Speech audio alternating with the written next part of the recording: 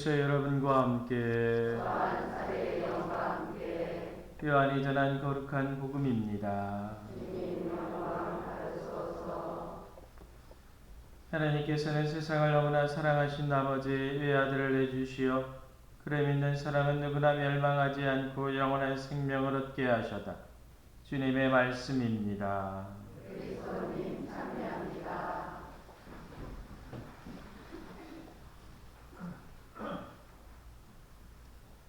오소서 성령님.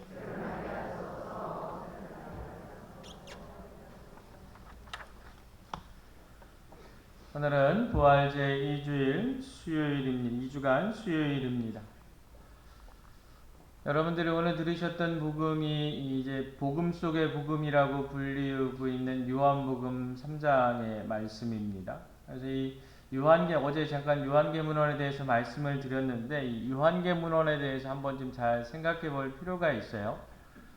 사도 요한이 썼다라고 전해 내려오지만 정확한 건 사도 요한이 쓴 건 아닙니다. 사도 요한의 제자들 혹은 그 사도 요한의 어떤 정신에 받들었던 제자 집단들에 의해서 여러 방면에 의해서 쓰여졌고 나중에 정합되었을 부분이 많이 있습니다. 문헌비평적으로 봤을 때.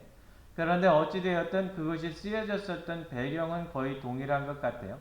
첫 번째가 뭐냐면 유대교하고 이제는 완전히 결별된 겁니다. 그러니까 예를 들어서 그리스도교가 처음 탄생을 했었을 때는 유대교에서 이제 막 넘어오는 신자들도 많이 있었고 유대교와 여러 가지 형태에 있어서 관계성을 맺고 있었는데 이제 요한계문헌이 쓰여졌을 때는 이제 유대교와는 완전히 단절되어 버리는 어떤 부분들이 있었고 두 번째는 그때 당시에 영지주의적인 어떤 부분들이 대단히 많이 있었다라는 거예요. 그래서 묵시문학과 같은 부분들이 많이 발달을 했었고 세 번째가 중요한 부분 중에 하나인데 뭐냐면 유다가 완전히 이제 말 그대로 이스라엘이 완전히 멸망을 하면서 로마가 새롭게 완전히 그 지역의 모든 것을 좌지우지하는데 예전의 방식과 다르게 통치를 했다라는 거예요. 예를 들어서 도미니아누스 황제와 같은 경우에는 내가 신이다, 내가 하느님이다 이렇게 이야기를 하고 강요를 했어요. 그러니까 필수적으로 유일신앙을 갖고 있었던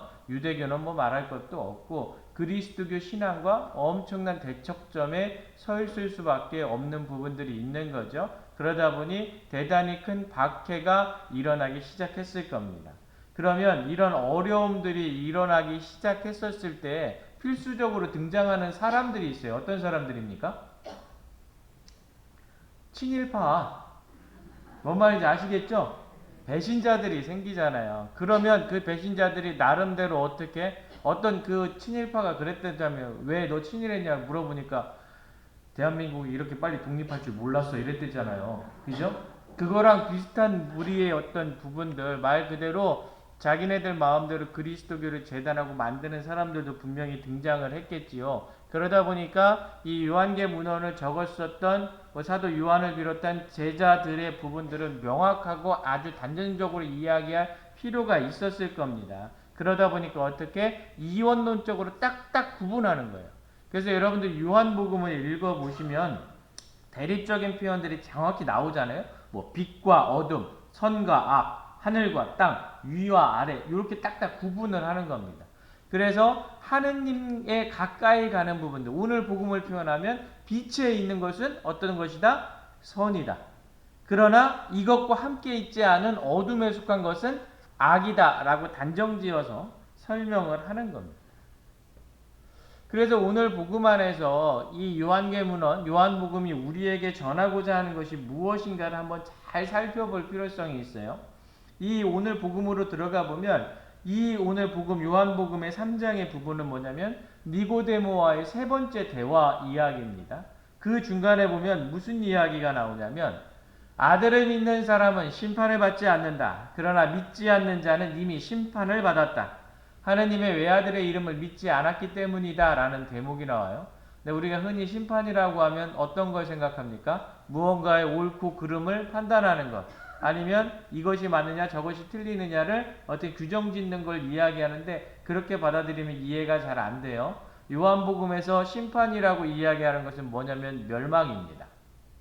그래서 딱 그 심판이라는 말을 멸망으로 대치해 놓고 보면 아들을 믿는 사람은 멸망하지 않는다. 그러나 믿지 않는 자는 멸망한다. 하느님 외아들의 이름을 믿지 않았기 때문이다.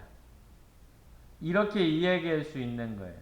그러면 우리에게 있어서 이 복음의 관건은 무엇입니까? 우리가 하느님의 외아들의 이름을 믿는다는 게 대단히 중요한 거잖아요. 그렇죠?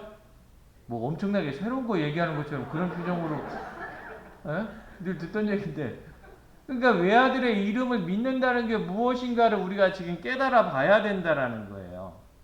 이 외아들의 이름을 믿는다라는 것이 요한복음 3장 안에서 나오는 그리스도교 구원 원리의 일반적인 부분입니다.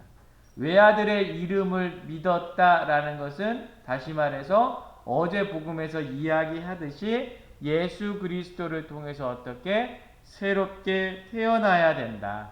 이 예수 그리스도 안에서 새롭게 태어나는 것이 곧 예수 그리스도라는 이름을 믿는 것이다. 그렇다면 이 믿음은 어떻게 할 수 있느냐? 예수 그리스도의 순환과 부활에 참여하는 것이다. 순환과 부활에 참여한다는 것은 곧 어떤 순환? 내 자신을 죽이는 순환. 그래서 어떻게 내 자신을 결국 죽이게 되고 그것을 통해서 예수 그리스도와 함께 그리스도 안에서 새롭게 부활하게 될 것이다. 그것이 무엇이다? 예수 그리스도를 믿는다라는 것이다 라는 거예요.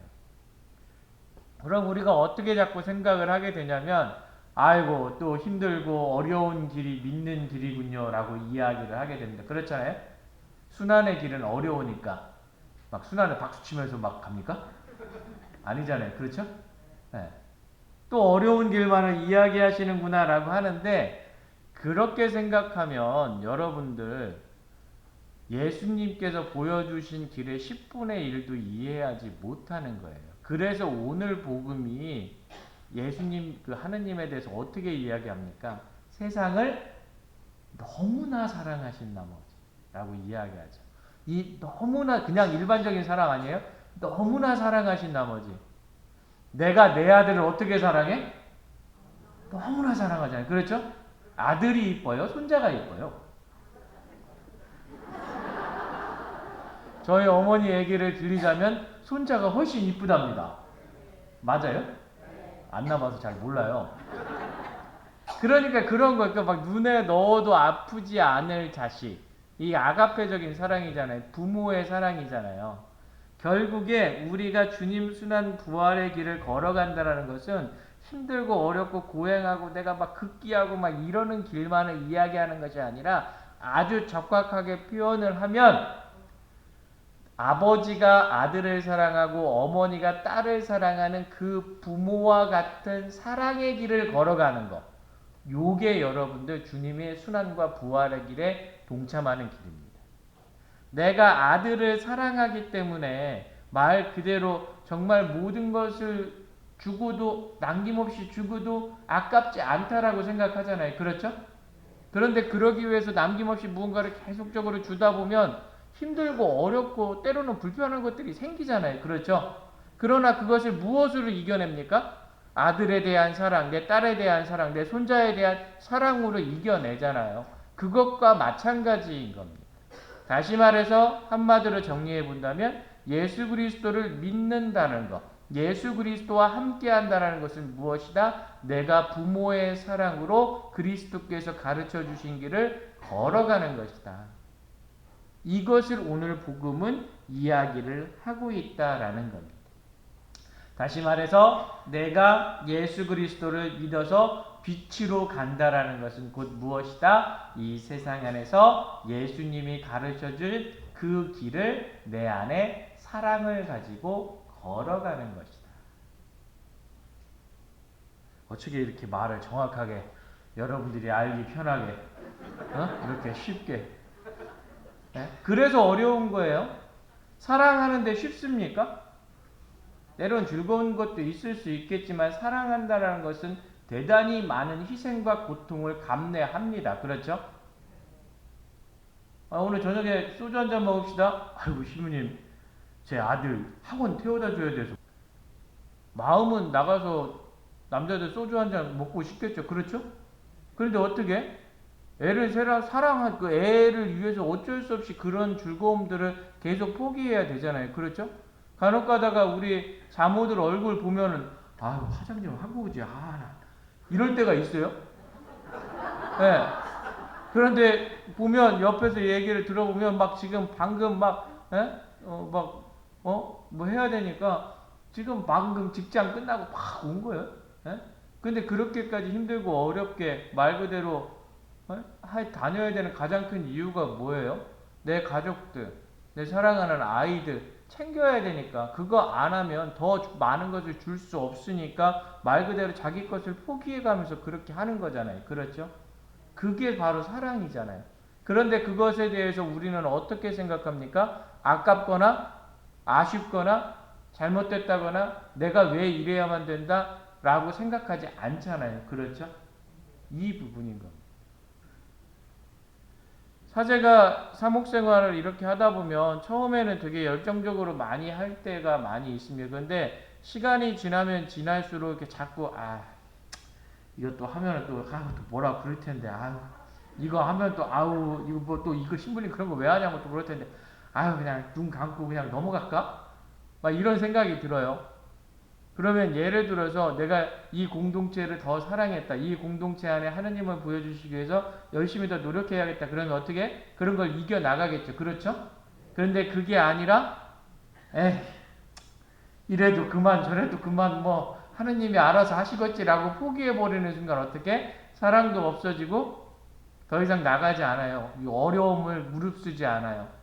여러분들도 마찬가지죠. 그렇죠?